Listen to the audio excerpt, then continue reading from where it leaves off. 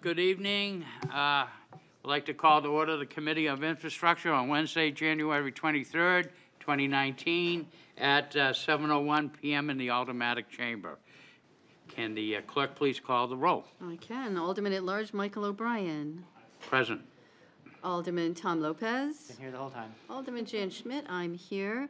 Alderman Ernest Jetty. Here. Alderman Ken Gidge. Yeah. Okay. We have 100%. That is good.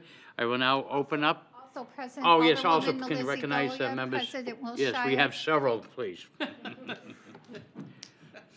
got to stand up for themselves. Come on. This is a dog-eat-dog roll call. Also present is Alderwoman Melissa Goja, Alderman Patricia Clee, Alderman Richard Dowd, and our President of the Board,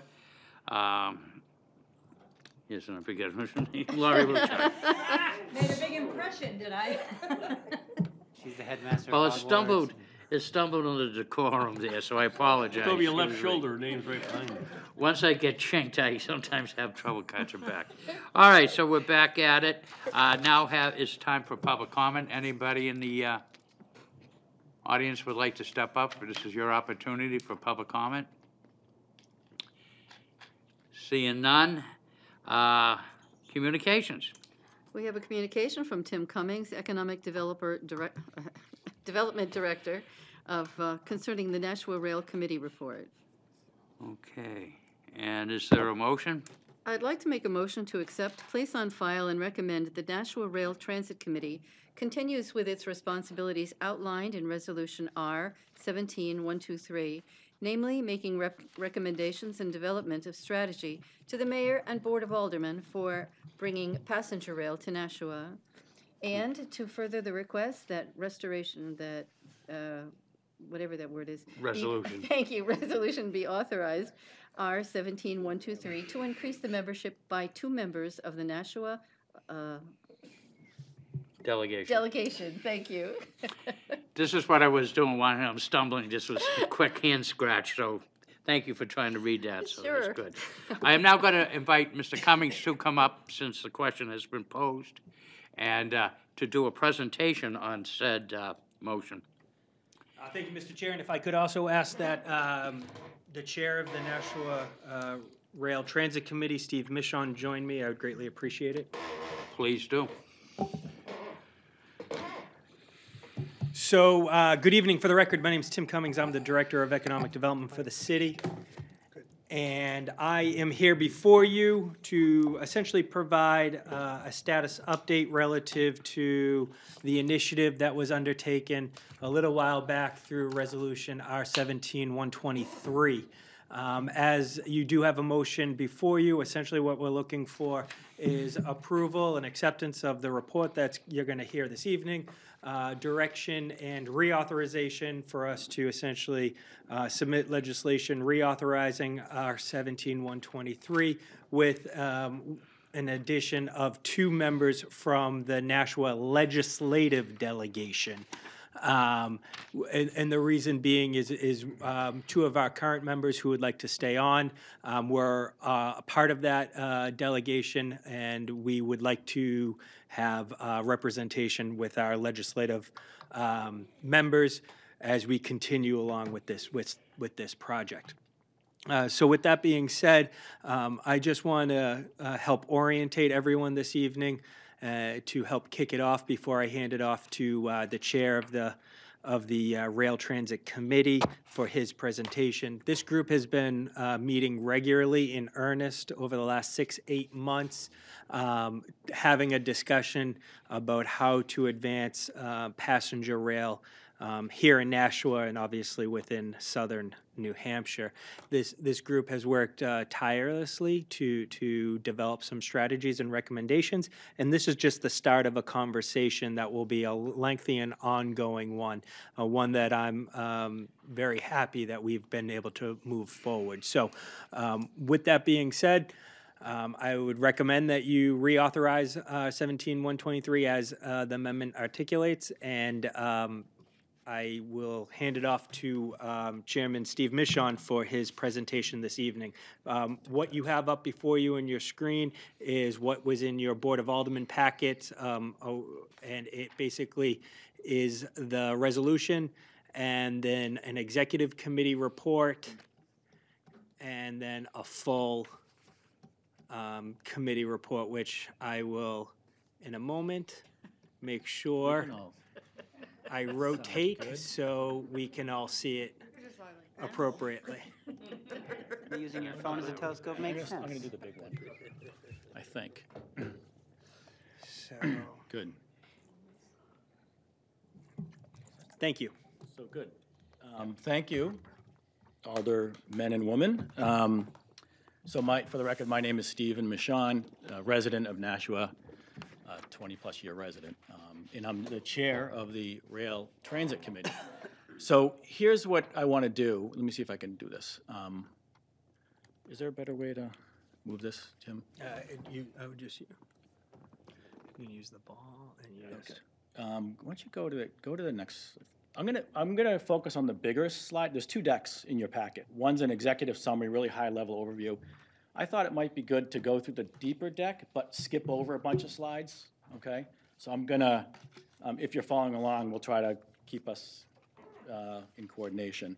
Because Yes, I and want to Mr. sort of answer questions that you guys have too. And I was just going to ask you that. Will you allow questions during the presentation? I'll allow while whatever you're you on want. topic? Yes. Okay, very Of good. course.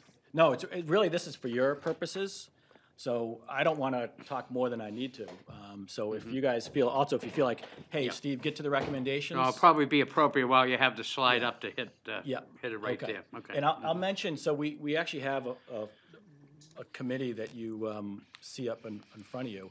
And actually, I just want to recognize the 2 other committee members, including, actually, I think you're part of the committee, Tim.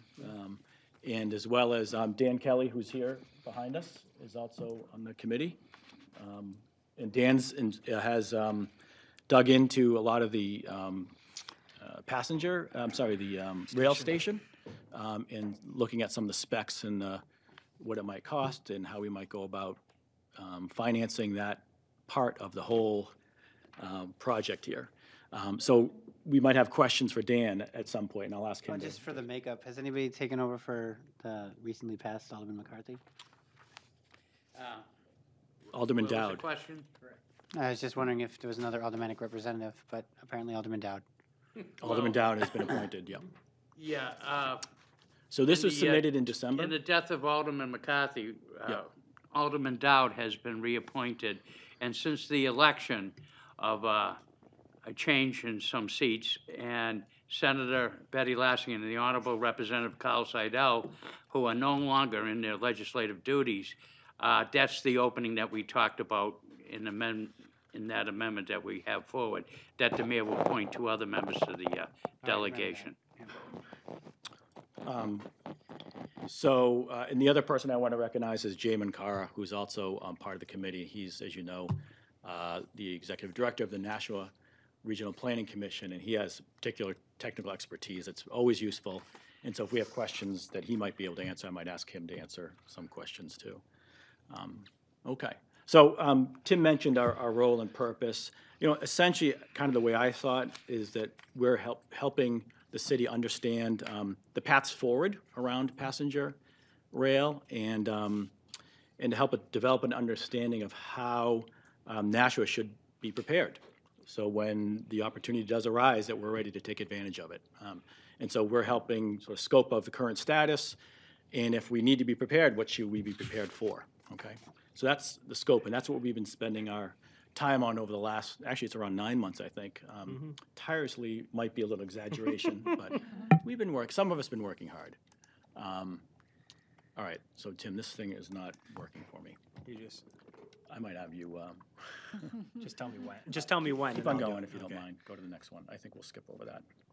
So here's what I thought we would do. There's 3 different chunks of information. One is just the why and the imperative for why rail. I'm going to skip over mostly that. I think that's largely intuitive to this group. We can get into the details if you like, but there's an economic reason, there's an environmental reason, a social reason, as well as a mobility reason for why rail is really important to the city. So I think, unless people want to have questions around that, I thought it'd be helpful to talk about two things. One is the two sort of paths that are the opportunities today for passenger rail.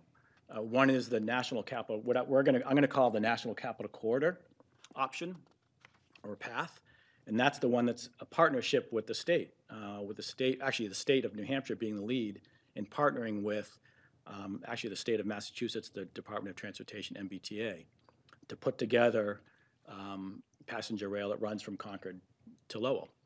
The other is a newer option or newer path, that kind of opportunity that came before us 2017 with Boston Surface Rail Company. I'm going to call it BSRC for short. I'll reference that in the future.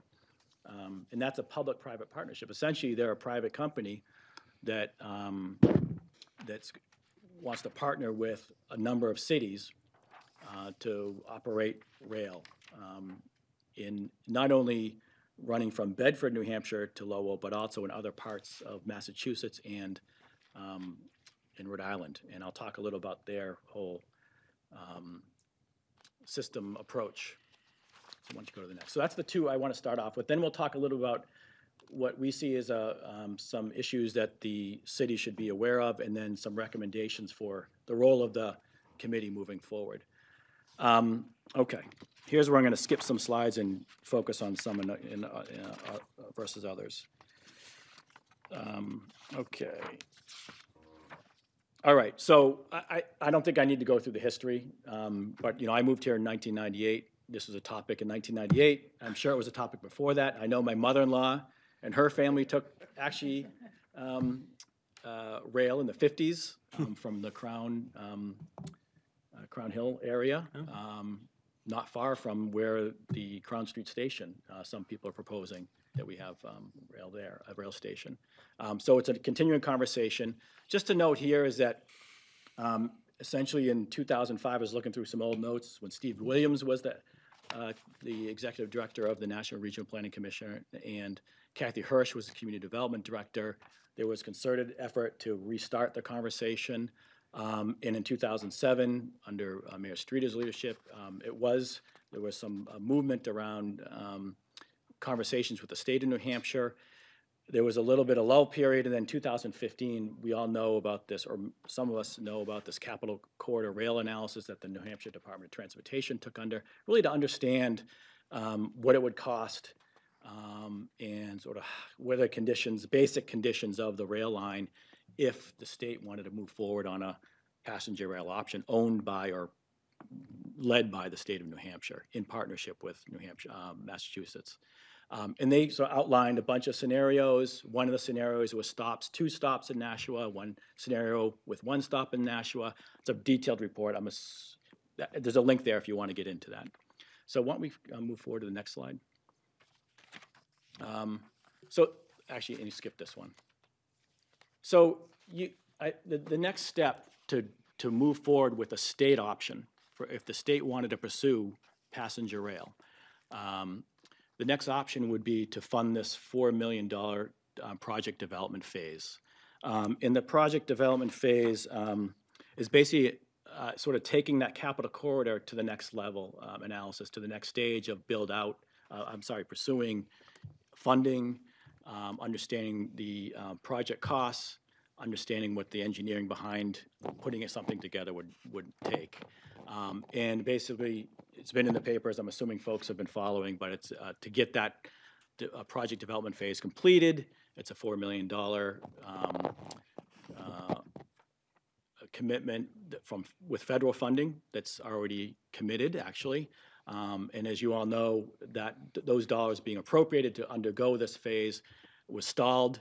But however, with some changes, what has occurred over the last 6 months, there's new interest around how to reinsert that $4 million to allow this project development phase to move forward. Okay, and Senator Levesque has actually sponsored legislation to reinsert that $4 million into the 10-year transportation plan that the state of New Hampshire writes off on. So that's current, and that will be up for discussion this legislative session. So why don't we go forward? So essentially, the New Hampshire partnership or lead option is contingent at this point. It seems to be on this $4 million project development phase to activate sort of the next level of understanding, funds, et cetera, for passenger rail. The other piece I want to talk about, and we can go as deep as you want to go into this, but I'll kind of cover the basics, and then we can ask, you guys can ask questions if you need to. But in 2017, BSRC, Boston Surface Rail Corporation, or company, approached the city and said, would you be interested in doing this alternative approach of us operating rail by agreement with the folks who own the passenger rights from Lowell to actually Bedford and Concord, New Hampshire. So their whole scenario is it's a privately for-profit company that would essentially enter into agreements with cities like ours in Lowell, Worcester, Woonsocket, and Providence to build out an interstate system that would connect underutilized lines or unused lines for passenger rail. All of them actually have freight, some sort of freight, but only the Providence-Worcester line actually has some passenger. And they have a phased approach, essentially, to undertake this effort. The first phase, if you look at this whole scenario, runs from Worcester to Providence. And that's sort of a chunk that they actually have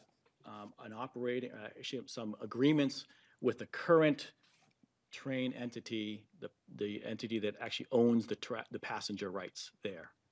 So it's Genesee & Wyoming is the company, and they have a current agreement to explore running passenger service on a more frequent level, beginning actually in a couple of years. And so they're actually beginning to invest, Boston Surface, BSRC is beginning to invest some dollars in bringing the tracks up to, called State of Good Repair. State of Good Repair allows, it meets the sort of federal requirements to run not just freight, but actually passenger. So the safety standards are much higher for passengers versus freight. So they're in the process of doing some negotiating with that Genesee & Wyoming. They've run some leisure trains as a way to test sort of what it would be like. And they're putting some other technical specifications in place. There's this positive train control. They're testing some different, there's a whole very technical, and actually some of the folks here can talk about some of the technical issues if we need to. But they're beginning to sort of build that partnership, and their goal is to, I'm just looking at my notes, is to have the, by 2020, to have, so another year, in the next 2 years, have the Worcester to Providence line operating. Their next plan is then to actually connect the Worcester to Lowell, okay? And then the third chunk would be the piece that we're interested in, of course, is the Bedford, New Hampshire to Lowell, or actually the Concord, New Hampshire to Lowell portion. If you don't mind going forward to, skip a couple slides if you don't mind. Keep them going. Oh, see, you're having issues. Keep on going. This one. Can you go to that one? So essentially, they've done some ridership projections. Again, remember their model is a profit-based model. They're going to go where they're going to make stops, and they're going to go where the demand says they're going to make money. And their model would be different than a purely public model, because they wouldn't necessarily stop where the public wants them to stop. Again, they're going to be sensitive to what people need, of course, but ultimately it comes down to where there's going to be ridership. So right now they're talking, and they're open to different scenarios, but right now they're talking about primarily a Bedford, New Hampshire stop that's towards the airport, and then it would come to Nashua, and we'd be the next stop, and then going straight to Lowell. And so they've said, that's when they approached us, would you guys be willing to operate a station in Nashua to accommodate us and to be partners with us. There's some other reasons why they want to partner with us. So the reason why I mapped out that whole scenario with the 3 different states, there's certain federal funding subsidies they'll get if they can connect underutilized tracks in cities that are not part of a sort of core metro like Boston, if they can connect those cities across state lines. And so there's actually the funding formulas work that they actually get more money if they can make those connections. So there's some reasons why they want to connect us. Because they'll get some additional dollars.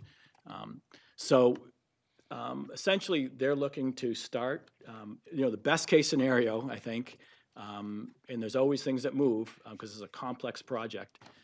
They're looking for a project startup. They're hoping for a project startup in Nashua that would go from Concord would be a layover station essentially, but Bedford to Nashua by 2023. And that's subject to change. Because who holds the rights, the passenger rights, to allow BSRC to run those trains? Right now, for our portion, who holds those passenger rights is the MBTA. So they'd have to enter an agreement, and it'd have to be in MBTA's best interest to enter an agreement to allow BSRC to run that train, okay? Yes, Alderman Clee. I just have a question. I know working on the state project and so on, the only way the MBTA was going to be part of it was if the airport was connected. Is that still on the table as a must? Airport connectivity, or? So honestly, we don't know that. We don't know. City of Nashua doesn't know that. I know previously there was deep interest in MassDOT MBTA to have connecting the airports because they actually they needed to show some relief to Logan.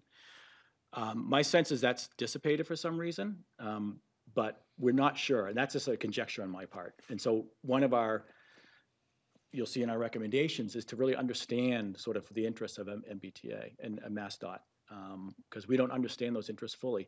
Now, let me say that BSRC has had conversations with them. Okay. And so you would think, have some better understanding of that. But it's a private company, so we're not allowed to have access to all those conversations on all that information. So that's sort of a different relationship in that way, too. Tim? Mr. Cummings? Thank you. If I could, I just want to further clarify to make sure it's explicit.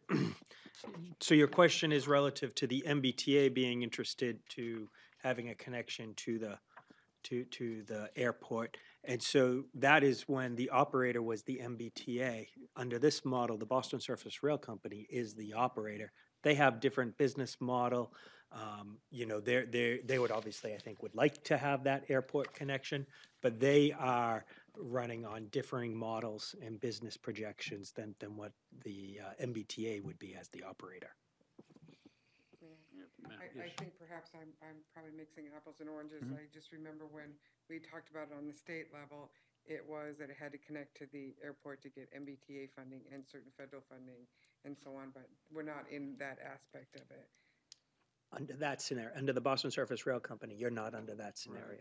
Thank you. I'm sorry. And if I may help the alderman out, unfortunately, when past legislatures did not include the $4 million, it kind of stalled what was the other participation that's into this. Now, and hopefully we can get the 10-year plan revisited and introduce rail into it, then it's going back up to the front burner. So that's why it's very imperative to push for that. How will that affect this?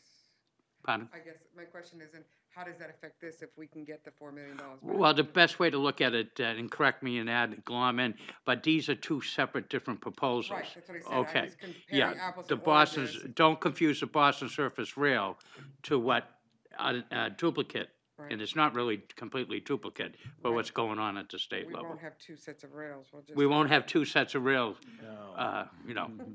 no. We could get one and we get two. We're keeping options. This is to keep options for something for the best, Okay, thank for you the very much. citizens, yeah. Okay, I think, is that the next last one? All right, so any other questions before I move forward on Boston Surface, BSRC? Alderman Jettie. I hate to jump the gun, and maybe it's not the right time to ask this, but do you see these two proposals competing with each other? Is it possible that if we get, if the MBTA comes in and does the corridor up to Concord, with a subsidized program, running more trains, more passenger availability, would Boston Surface Railroad be able to compete against that? Or Director Cummings, yes. So to answer your question, we don't know. And so that's why one of our recommendations is to continue exploring both strategies and also have a better understanding as to what the Commonwealth of Massachusetts interest is.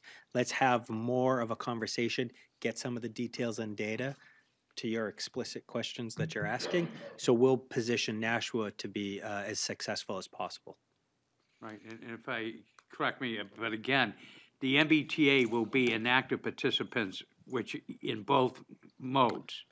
Okay, so there are going to be some people that have interest in one program and the same interest in the other. In particular, the MBTA, because they own all the passenger rights in New Hampshire. Alderman Lopez. Probably to make an obvious observation, if Boston Surface Rail is interested in grants for areas that are underutilized rail, it might make sense to start with them before the state, because if we start an active corridor project, that might change the federal government's interpretation of how we utilize our rail. Alderman Dowd? I haven't ridden on the MBTA a number of times, and knowing what the BSRC company proposes for their trains, it's two different scenarios. The MBTA is you sit and ride. On the BSRC, they're going to be for business people. They will have internet connectivity, they'll have electricity for plugging in devices, they'll have tables.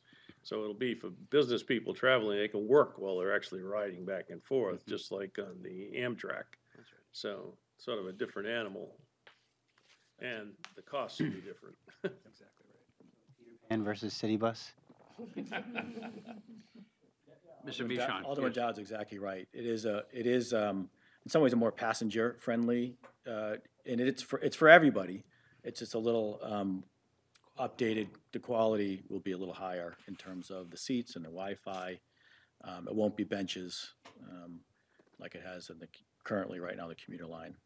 So if you think of Metro North, if anybody's ridden that from New Haven to New York City, it's more like that.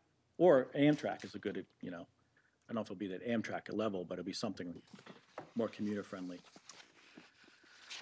Just one other antecedent, been one of the probably few people in the chamber that's ever ridden on the old train system.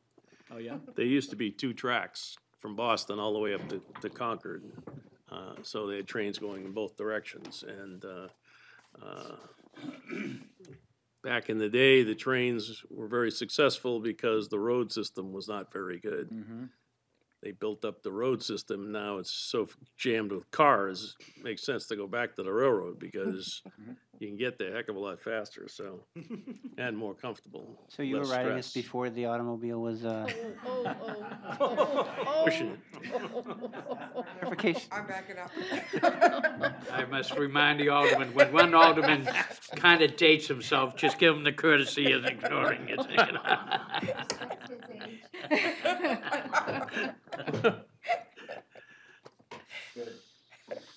Excellent.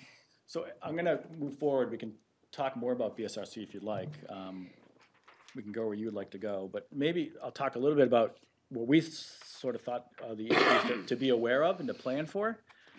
So one thing to note is, again, there's 2 paths, and there's BSRC and there's, with this, we know that people have put forward legislation for $4 million to restart the project development phase and for more of what I would call the capital corridor. When BSRC approached us, they asked us for 3 things, because we actually did enter in a MOU with them.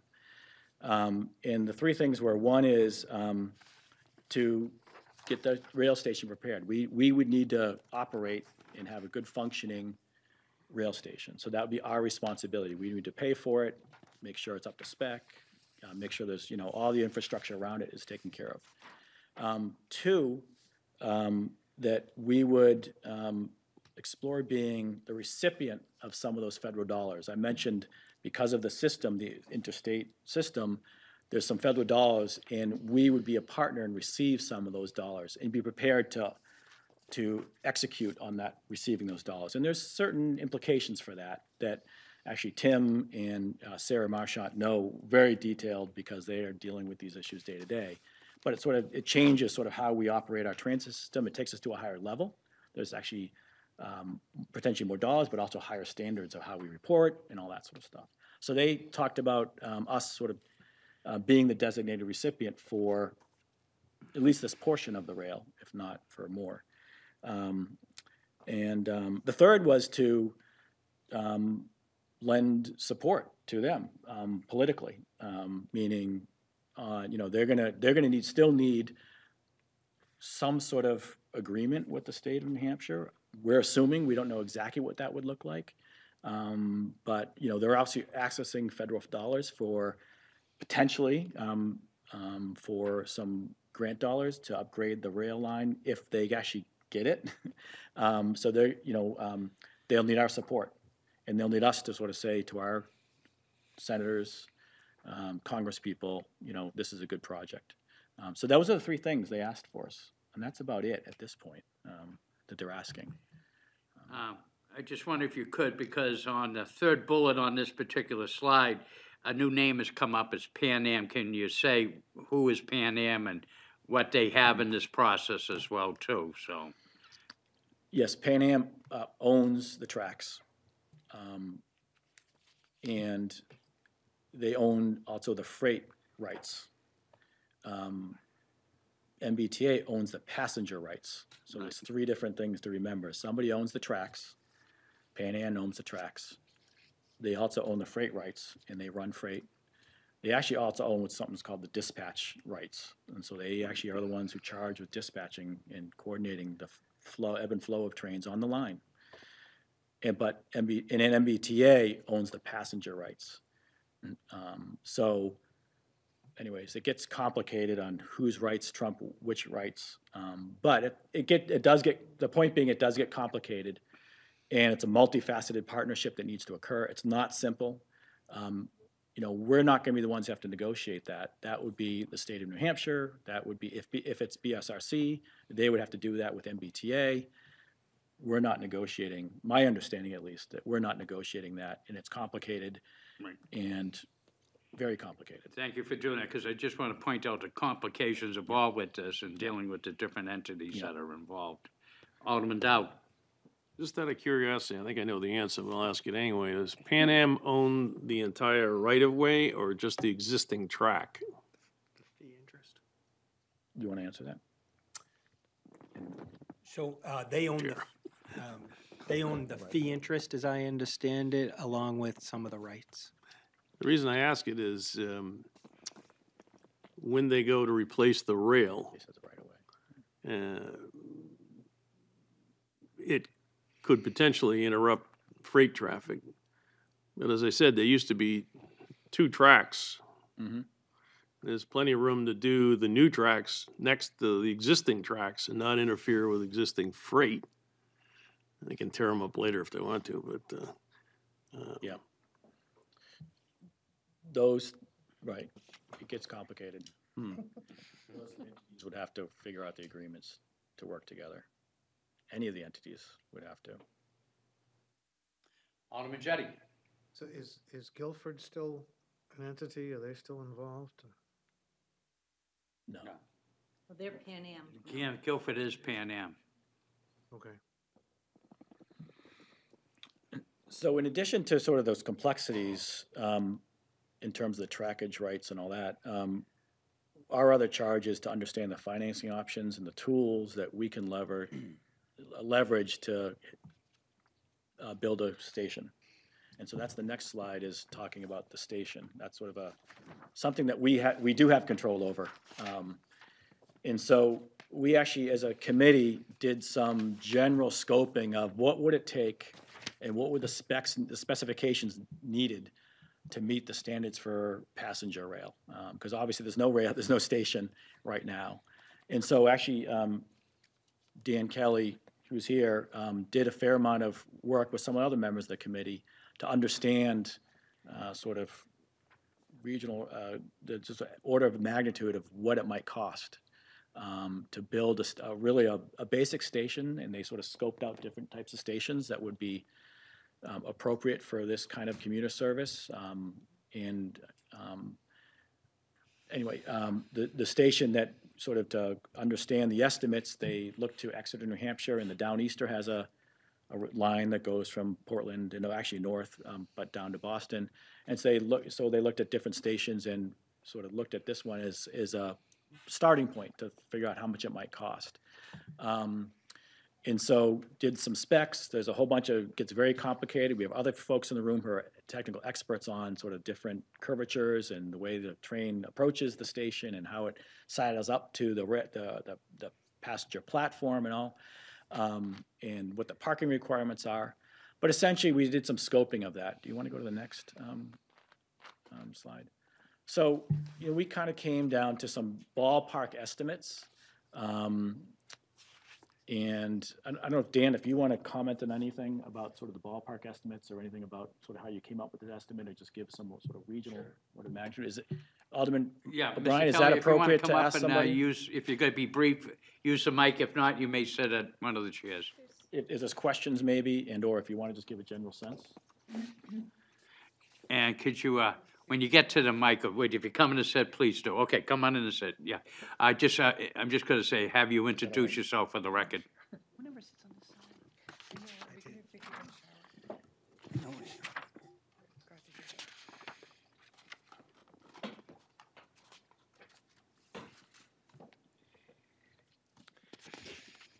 We used the Exeter station as a model. Can you introduce yourself for the record? Oh, I'm sorry. Dan Kelly, Nashua citizen.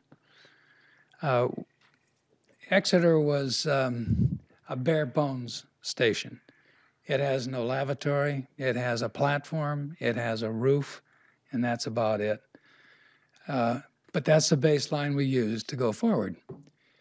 And we went out to Exeter, talked with the people who designed it and built it, and then escalated by 2.5% per annum, compounded, to find out what the new number would be if we were to replicate that station now, now being last year. And that's how we came up with the $5.2 million per station. The station will be located off the main line. It'll be an off, kind of like an off-ramp, so that Pan Am won't be upset. They can continue on with their freight movement, what little they have these days. And it's pretty straightforward. It's the land is owned. We selected Crown Street, but since that time, the Dow property has been sold and is a candidate also for having a train station there. But the basic design, independent of where you put it, will be about the same. So yeah, so these guys did a fair amount of legwork to come up with a rough order of magnitude Would like to say one other thing too. Jack Madden, who's in the audience as well, is far more an expert than I, and was a great asset to helping put this number together. Excuse me, Alderman Lopez, if you hold for 1 second. I did have a question from one of the other aldermen that did say no bathrooms, and I understand you just went with the baseline of a bare bones, Right. but that could be added at if it is decided to be practical. Yeah. Probably be at an increased cost, obviously. It but- will, and it depends on what infrastructure is there to support it, Right. whatever the site might be. So it could be expensive if you Oh, want to have a exactly. bathroom Right. and Yeah. enclose it and all that sort of thing. This is a bare bones approach, Right. and our baseline is Exeter. It's operational. It works. And I agree, that's being an old rail yard, when's your next connection to the sewer system is, right, Right. unique, yes. Alderman Lopez. So that's Make It Labs. Can I assume you used that picture just because you needed a landmark that wasn't just like an empty parking lot? Or is there a plan to try to This is occupy? Steve Michon again. There was a picture of the Exeter station. There was another slide. Yeah, it was just a land. literally, I figured I just that would pulled be that. an extremely large station, but Yep. I just wanted to be clear. There's Yeah. what it must look like. That was just a locator of. You didn't want to just do a parking lot with trees. So the physical location doesn't take up much acreage, but you have to have a parking lot. And out there, we're recommending 245 at Crown Street is about what it'll support. And Exeter was far less. I'm saying it's probably 40 cars, maybe less than that. And it still works fairly well. Is it comparable to our own bus station? Sorry for interrupting. Like the one Your over bus here? stations are castles. Okay, so This it's is even a okay. bare bones platform with a roof. And you could put heater elements in the ceiling, but it's a bare bones. There is no place to go to get out of the wind or rain or snow or whatever you got. Alderman Malaysia Goza? Yes, thank you. Mr. Kelly, I was happy to hear you mention the Dow property. And I was just in a by chance discussion earlier this evening about that property. And is that still an option?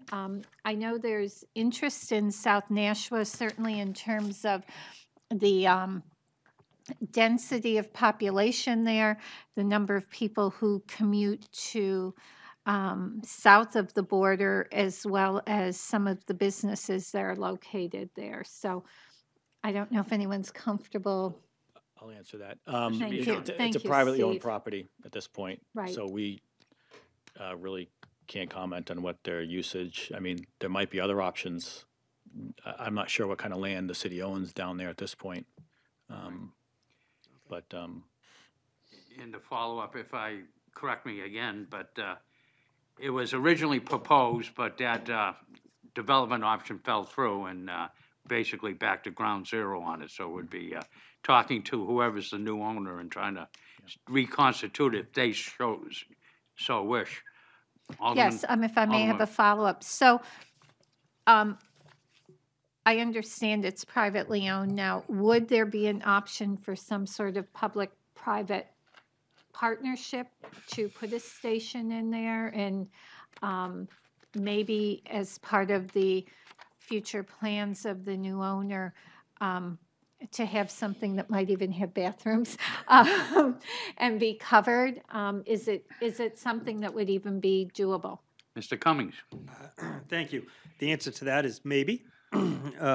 Relative to Southern Nashua site, there could be a potential of a station along that land. We would need to further explore that option with the new ownership of that land. There is approximately 44 acres. I know that the new ownership has expressed a desire to see some sort of train station in that area, so we would have to figure out the details. But I also want to be explicitly clear on this point. The BSRC option only contemplates one station within the city of Nashua. So if we were to pursue the Boston Surface Rail BSRC option, one station is all that we would be able to optimize. And relative to the non-BSRC option, I think it's just too early to actually understand whether Nashua would have one or two stations, because we're not even sure what that quote-unquote project would be. But if it is developed in a way that it could accommodate two stations, that's not necessarily off the table right now. Alderman Lopez?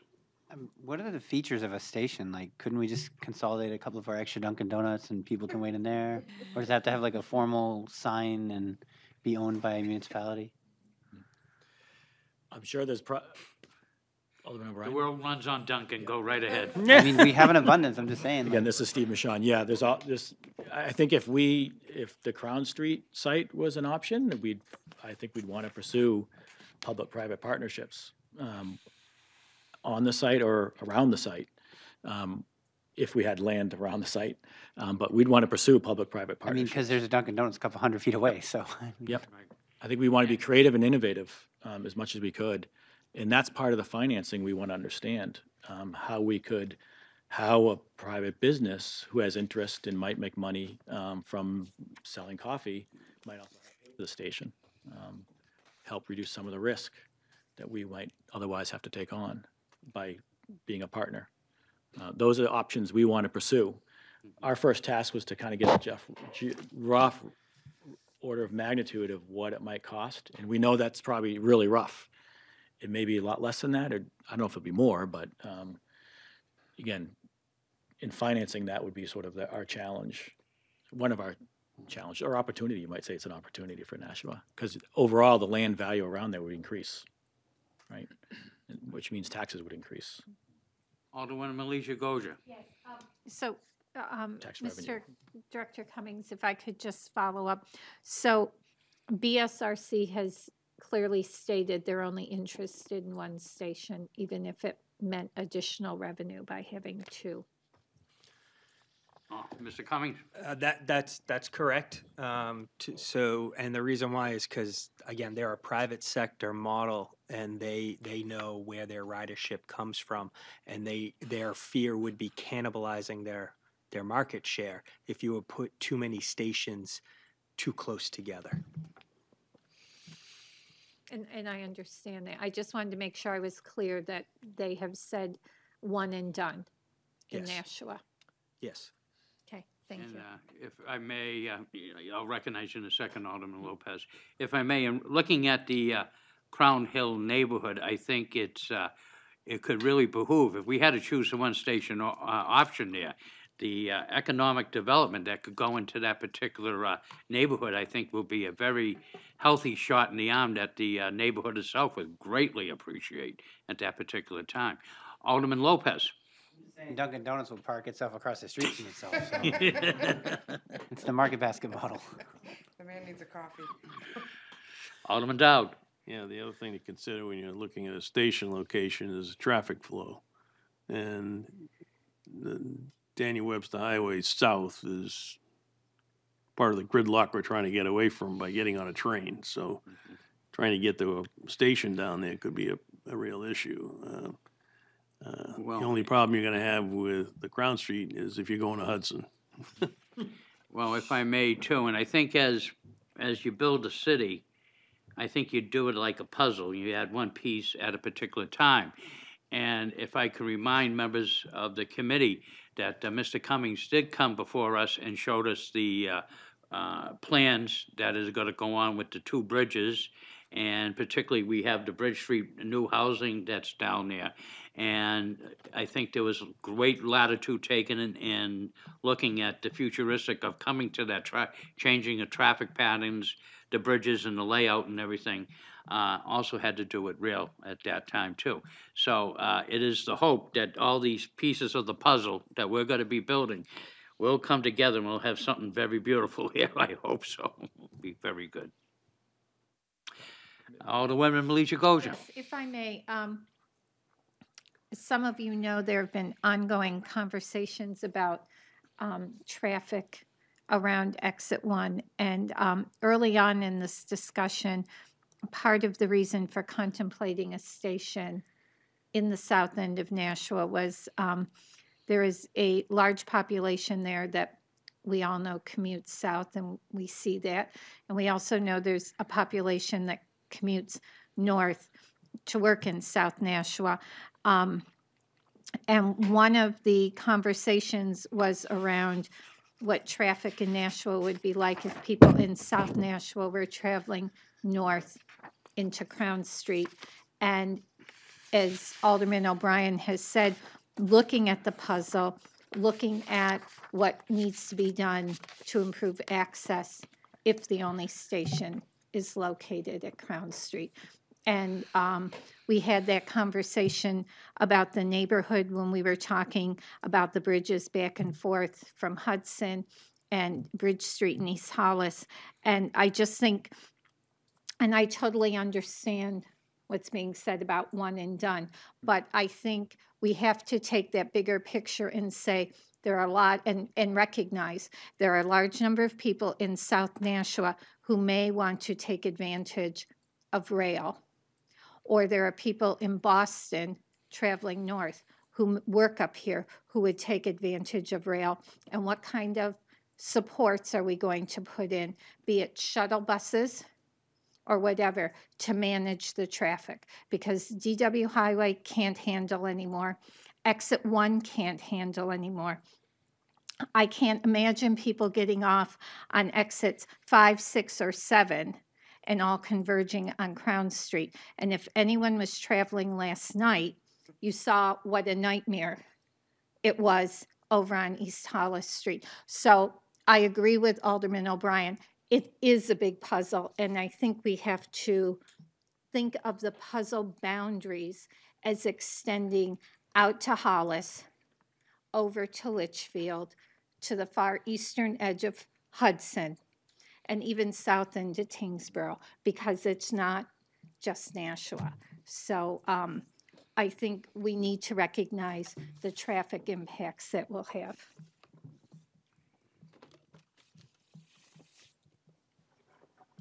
Any other further questions? Oh, yes. Alderwoman Schmidt? The $4 million that we might be able to manage this time, people call it an engineering study. We want to stop calling it a study. Can you give me a better name for that? So, I've been told it's called the project development phase. project development phase. Yep. That sounds Oh, I like really that good. That's what it is. It's a different And phase. Is this still required even if the public-private, will they need that kind of by the study done state. before they come in? No. Not that specific. My understanding is not that specific study. They'll need to do some environmental impact and other studies, but they'll have different parameters of what they need to do. Thank you. Mr. Kelly? The federal government, they have certain milestones that have to be met, as you're well aware. And this is one of those before you can go to the next phase and get actual money to do things, like build stuff. It's one of those milestones that has to be met. Not true if you're a private company. You do what's necessary to make it safe. Gotcha. Thank you. So good segue, again, Steve Michon again, for the record. Good segue to our last slide, some of the conversation about what our role is next. What we see our role of a rail committee could be, again, at the pleasure of the mayor and the board of aldermen, is one is to continue to plan for next steps for, BSRC or other options. And to continue to identify the roles and responsibilities for the operations in station development. So I think, good point, that if we're going to undertake a station and build a station, we need to know the financing, we need to think about the specs, we need to think about the particular advantages or challenges from different sites, whether it's a South Nashua, whether it's a Crown Street, or whether it's some other site. Think about the economic development opportunities. Think about the opportunities to raise revenue, to have passenger access to the different communities and residents that we're interested in serving. And to the last point is, we also recognize, one of the things that we recognize as a committee, as we worked on this for the last 9+ months, is that this can't be a Nashua-only scenario. Just as the Alderman was saying, Hudson should have interest. Hollis, Merrimack, Litchfield would all be served by this. Their businesses would be served. At this point, we feel like that's an area that we could help the city of Nashua, is help understand the different interests, the different constituencies, and help build information around the benefits and the opportunities for partnership. Again, with the business community, with neighboring town leadership, with neighboring legislative leadership. And we feel like that's sort of an untapped opportunity. And so we identified 3 roles if we are going to continue in this role for the city of Nashua. One is to help plan for next steps with the BSRC partnership, to go to the next level for rail station development, as well as all the different infrastructure and feeder routes and the implications for the current transit system and how the bus system will link with that. All big questions. Obviously, a lot of the city staff will be doing that, but we can help understand at least and explore options. And then finally do that public information and advocacy with the different constituencies that should be involved. So it's a broader community effort. And we also think even in the city of Nashua, there's untapped sort of constituencies that we need to share information with and make sure people understand the opportunity. So that's our recommendations, and that's what we've been doing for the past 9 months. Alderman Jettie. So, so your last point, I think is well taken, and I fully subscribe to it. You know, we've got to sell this. You know, we've got to use our membership in the Nashua Regional Planning Commission to sell it to, you know, not only Hudson, but you know the towns west of us. You know, Milford, Wilton, those areas. All the towns that are served by Route 101, either to the west or to the east, you know, would be able to take advantage of if there was a station in Bedford.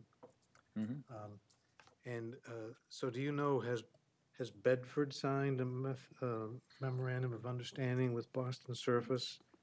Have they agreed to build a station? Where do things stand with them? Our understanding is no, they haven't. And I know they've had discussions.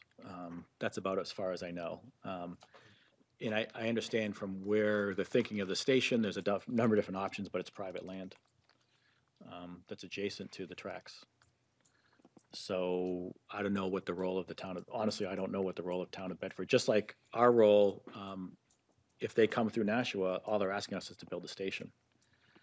And so because it's a federal right of way, the town of Nashua can't say you cannot come, you cannot operate. In other words, we cannot refuse operation of a passenger rail through our city. So again, if it's private land and if it's a public right of way or federal right of way, I'm not sure there's not a lot.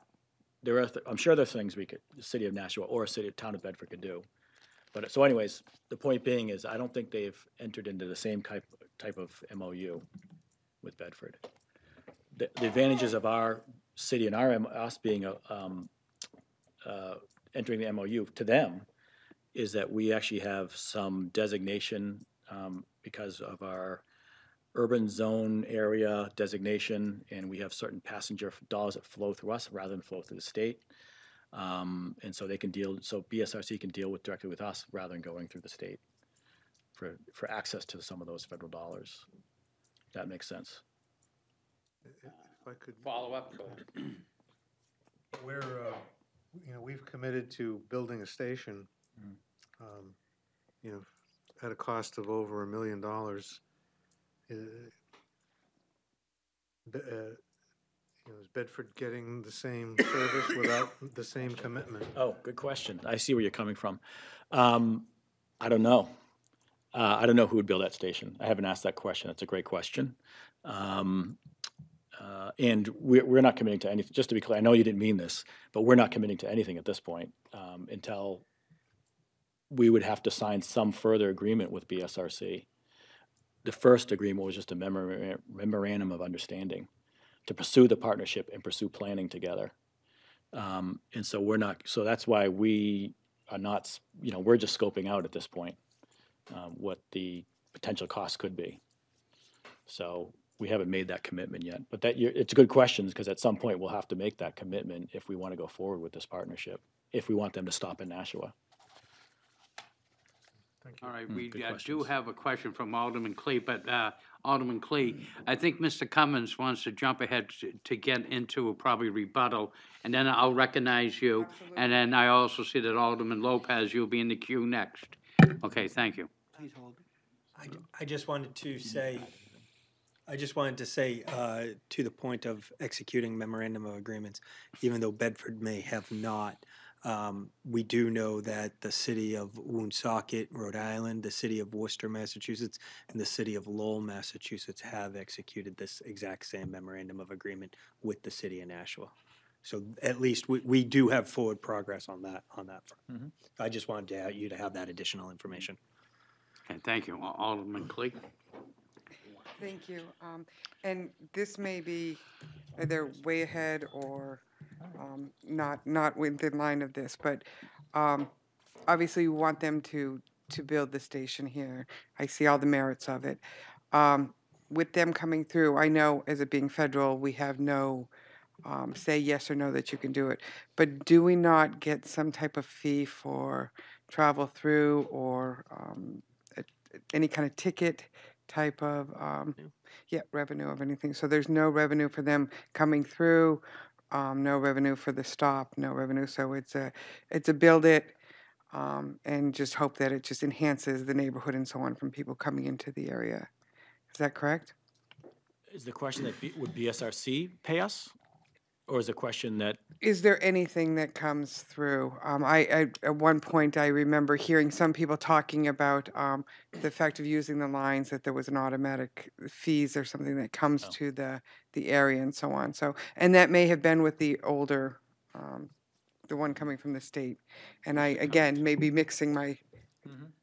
Yeah, so I would say to that very explicit question, we're not at that point yet in our conversation I with was saying, BSRC, though I also wouldn't want to give any false hope. I think any type of revenue share from a ticketing is not going to be something that the BSRC would be interested in with the municipality. However, what I would say in terms of some of the alternative financing and whatnot, you would have potentially a site where you could collect rent off of. You could have parking revenue. You could have outdoor advertisement revenue. So there may be, by making this capital infrastructure investment, maybe there would be some alternative types of revenue that would come in that you wouldn't traditionally think of. And again, that's site specific and whether you control the land or not.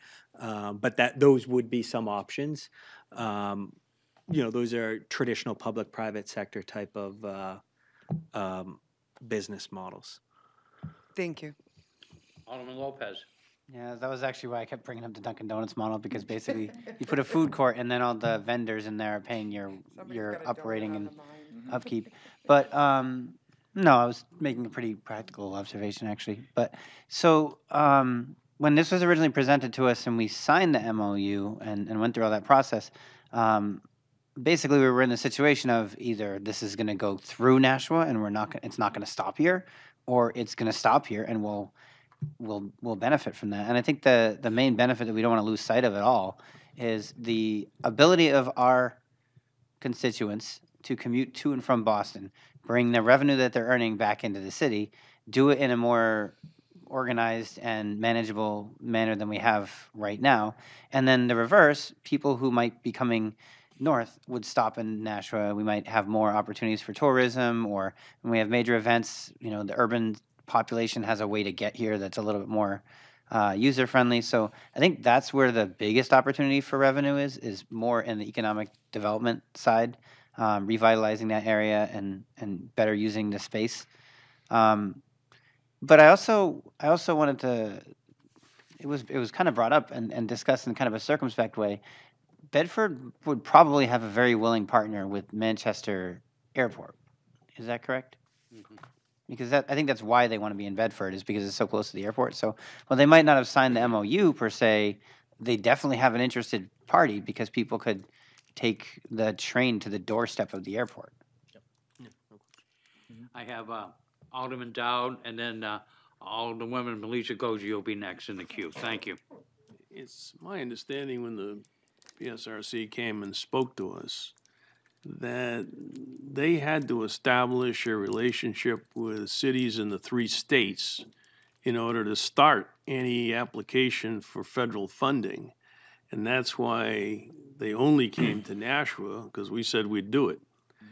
I think as time goes on, if they start getting more serious in developing the rail and going to put trains in, I think that's the time they'll go to Bedford and say, okay, if you want to stop in Bedford, build a station. So they needed the memorandum of understanding to get started on their quest for developing this whole rail system. And Nashua was the New Hampshire city that stepped up and took the initiative. Alderwoman Malaysia Goja. Thank you, Alderman O'Brien. I was glad to hear Mr. Michon kind of clarify that we haven't made a commitment to build a station yet, because I was sitting here listening to the conversation, and I believe the memorandum of understanding that we signed said that the type of, if we chose to build a station, it would be of our design, and that BSRC would work with us to obtain funds and go through the process. But that's really up to us, and it's not a must-do certain style. It's just, if you choose to do this, we will work with you. And that was my memory. I don't know if that's correct or incorrect or partially correct. This is Steve Michon. Your memory is accurate, and you said it better than I did. That's exactly the relationship that I understand as well. Okay, all right. Thank you, because I'm sorry, Director Cummings, I just can envision some people saying, oh, we're building a station and we don't know yet. So I just want people to know your point that this is a projection and we're not there yet. Thank you.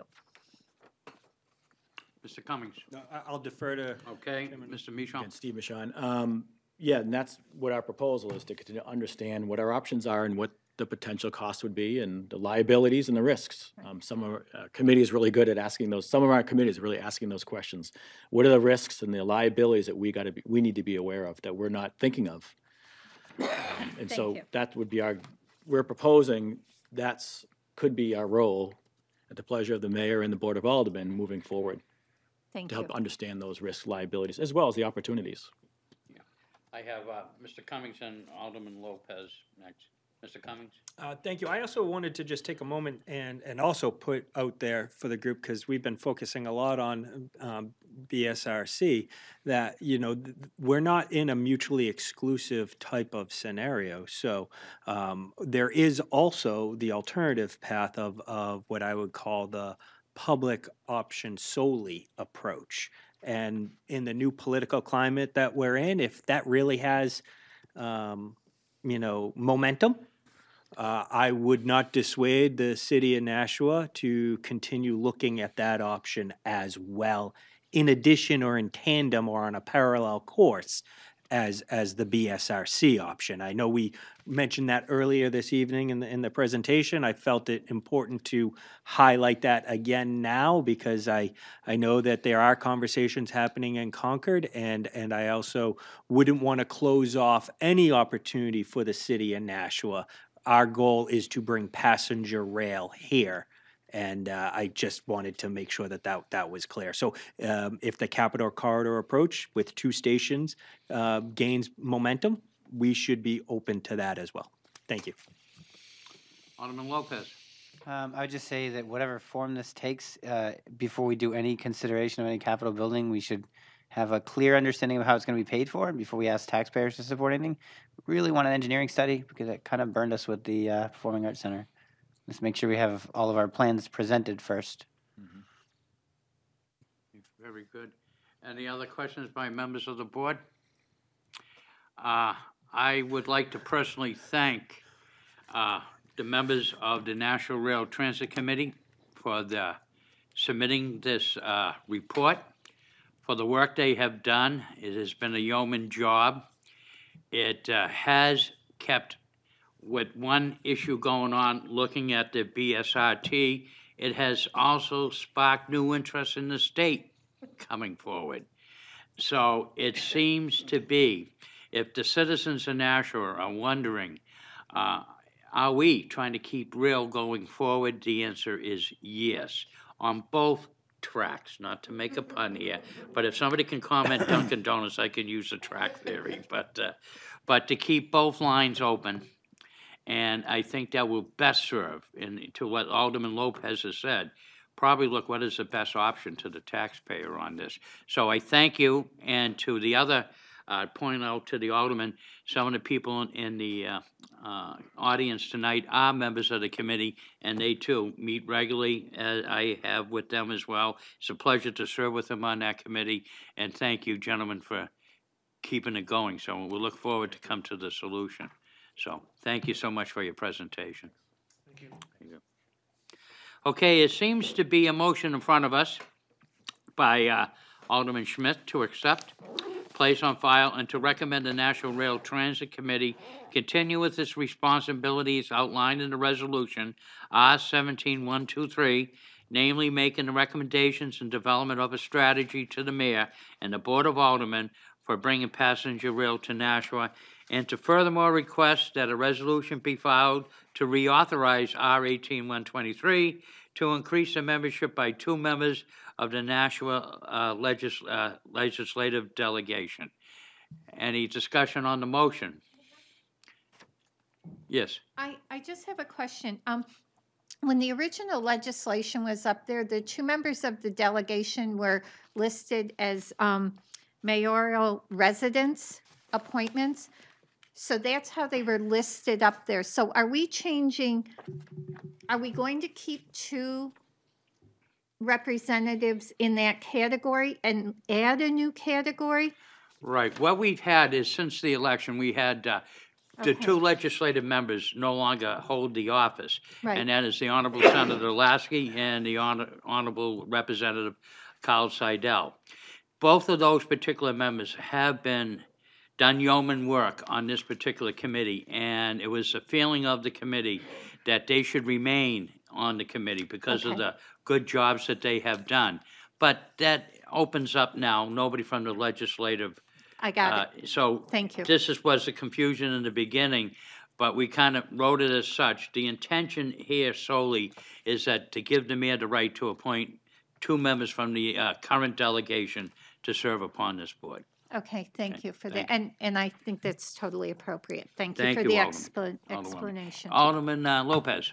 Can I ask what the expected lifespan of this committee is, and if we're adding more? I mean, it's a scary question, but if we're adding 2 more positions that the mayor can designate, I mean, does that change the way that the representation is on the board?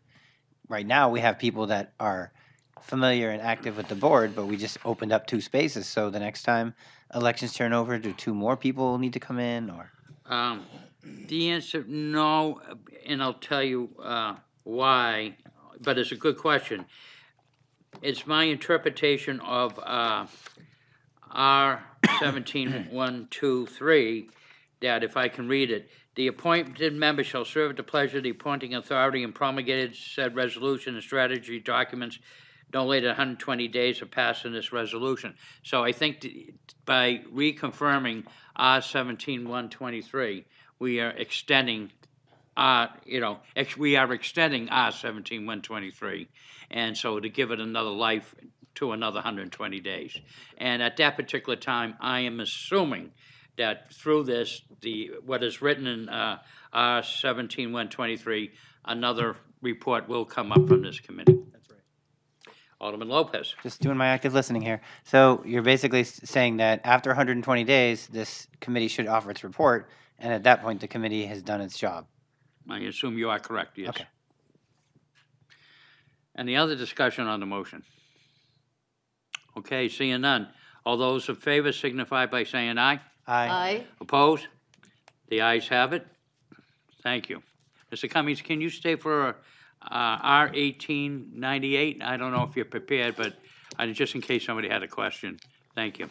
Okay, carrying on, unfinished business? We have none. Okay, new business resolutions. We have Resolution 18-098, authorizing the sale of tax-deeded property located at 38.5 West Hollis Street to Manchester Housing Services, Incorporated, DBA NeighborWorks, Southern New Hampshire. Mr. Chair, I move to recommend final passage. Thank you, Alderman Schmidt. I asked Mr. Cummings to stay because this primary sponsor is the mayor, and if any members of the board have any questions on this motion? Alderman Lopez. I just want to express support for it. NeighborWorks, they have a very important role in revitalizing neighborhoods and promoting owner-occupied dwellings. And particularly in the tree streets, there's a lot of areas that are underutilized or under-maintained because there isn't owner occupation. So I'm excited that NeighborWorks is taking this project on. If it's been tax deeded and somewhat neglected, then I'm sure they'll make it good again. Any further comment on the motion, R18098? I have one. Oh, yes, Alderman Smith. Tax deeded, could you explain that, please? Yes. If I may, Mr. Chair. Yes, you may. Tim Cummings, Director of Economic Development. What we did in this particular instance, and it wasn't just this property, but there was a few properties, a handful, not many, that were delinquent in their past taxes owed. And this particular property had a considerable delinquency. And so the decision was made a year or so ago, year and a half or so ago, after giving the former owner ample notice that it was time to take possession of the property due to the taxes that were delinquent and owed. And following the proper RSAs that allow us to do it, we did take the property back. Now, in typical order or process, you try to rehabilitate the property as best you can and put it back into productive service. And again, there is a codified RSA that it makes it explicit on how you do that to be fair to all parties. And so this is just one of many steps that needs to occur. Any other further questions? Alderman Jettie.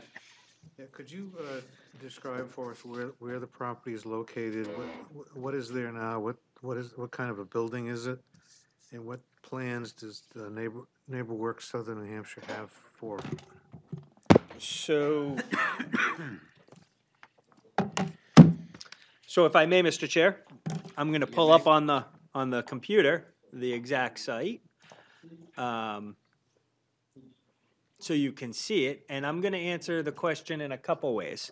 So first and foremost, it is I would professionally say it's a blighted property. It is definitely not adding any benefit or value to the neighborhood. It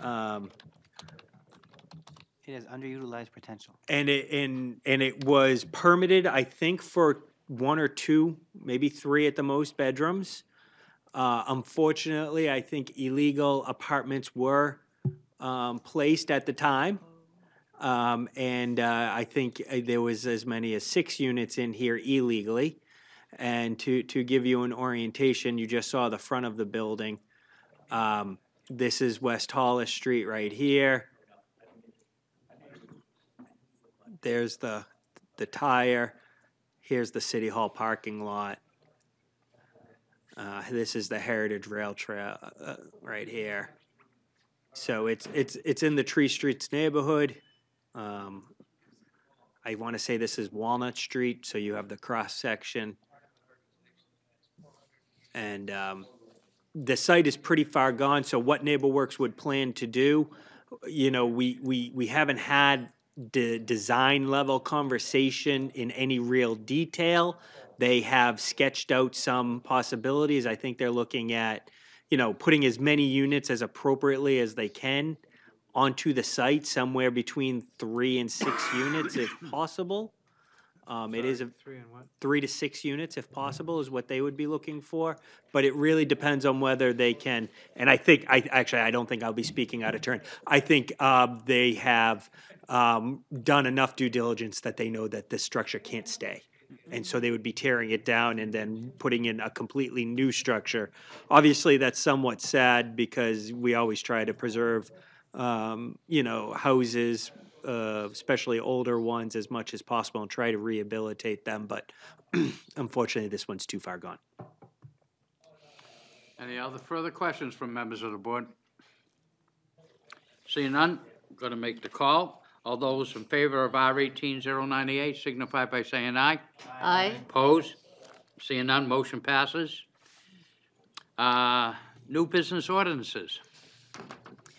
We have ordinance 18-032, authorizing stop signs and right and left turn lanes at the intersection of Pine Hill Road and Sharon Ave. Mr. Chair, I would like to move for final passage. Would you like to speak to your motion? I would love to speak to my motion. This, I have had more calls about this section than anything, I mean, even more than potholes. And it's only recently gotten much, much busier. Between the fact that the Broad Street Parkway was completed and is very popular, that Sharon Avenue, bless you, has been completed and it's wonderful, and Amherst Street with our own turn lane has been completed and it's very successful. This is extremely busy now.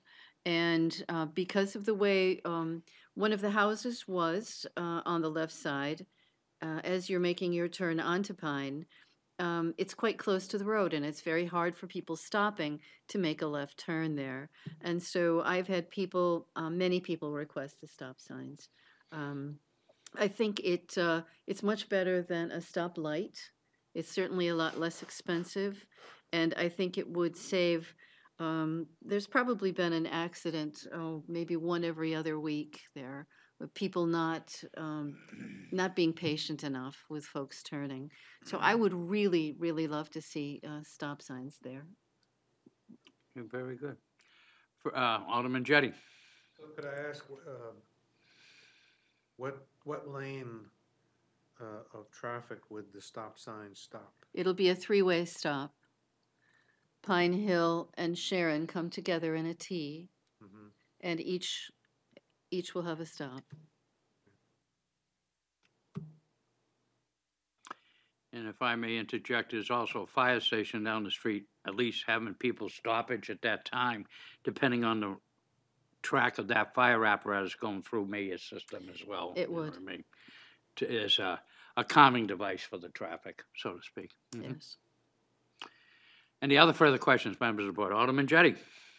So forgive me, but I'm just thinking about this. So traffic going south, I guess it would be on Pine Hill Road. So coming from the airport, going south, and staying south, that right lane, that rightmost lane. Is there reason to stop them? People turning left from Sharon would have an opportunity when there's when they're stopped to make that turn. And that, so south of the Sharon Avenue area, Pine Hill Road, south of there, that's just one lane? That's not two lanes? As of this moment, that's just a simple two-lane road, Pine Hill.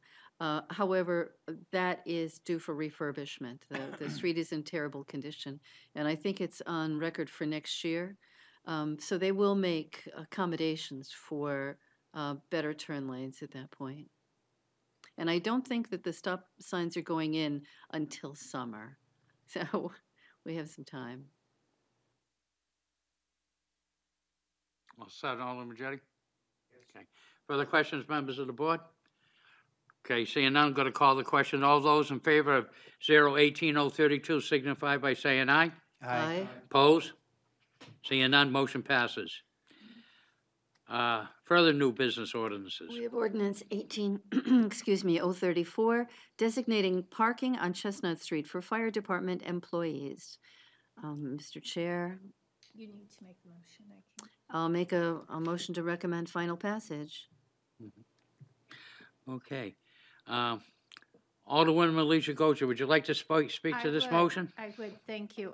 As the primary sponsor, thank you for providing me the opportunity to speak. As some of you may remember from budget season, the fire department for the last quarter will be hiring 2 additional dispatchers who will be housed over at Chestnut Street. And because of the size of the parking lot there and the overlap of staff during the changing of shifts, they are not able to accommodate all of the vehicles that need to be there to facilitate that change of shift.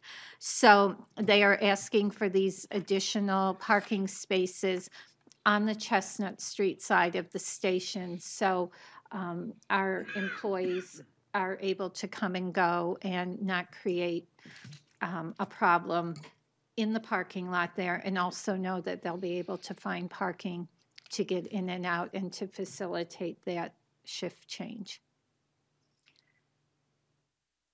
Okay. I do have one question. Alderman Glosia.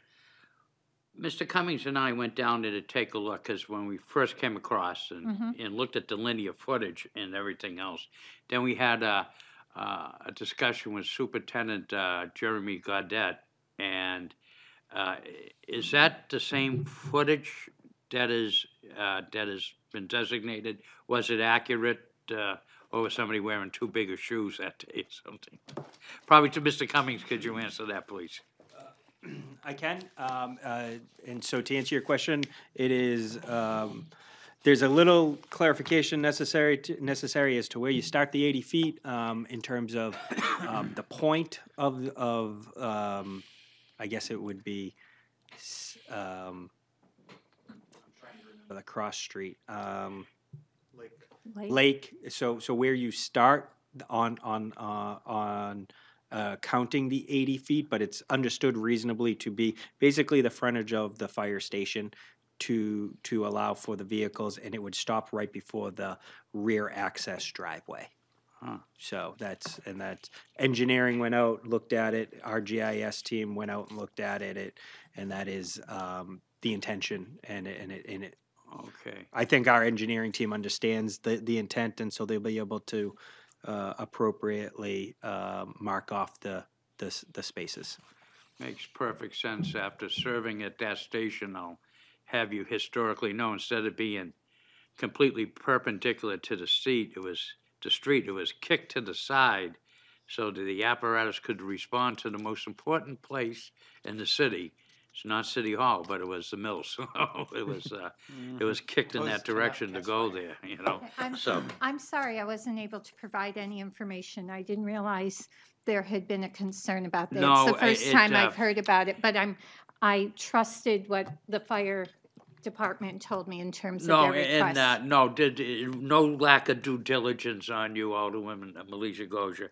It just so happens that Director Cummings and I occasionally take little road trips to go around to do other business in the Infrastructure Committee, and that was on our docket for the day. So we were in the neighborhood, so we do our diligence as well, too. So thank you.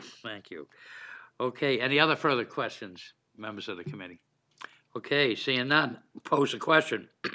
All those in favor of 01834 signify by saying aye. Aye. Opposed? Seeing none, motion carries.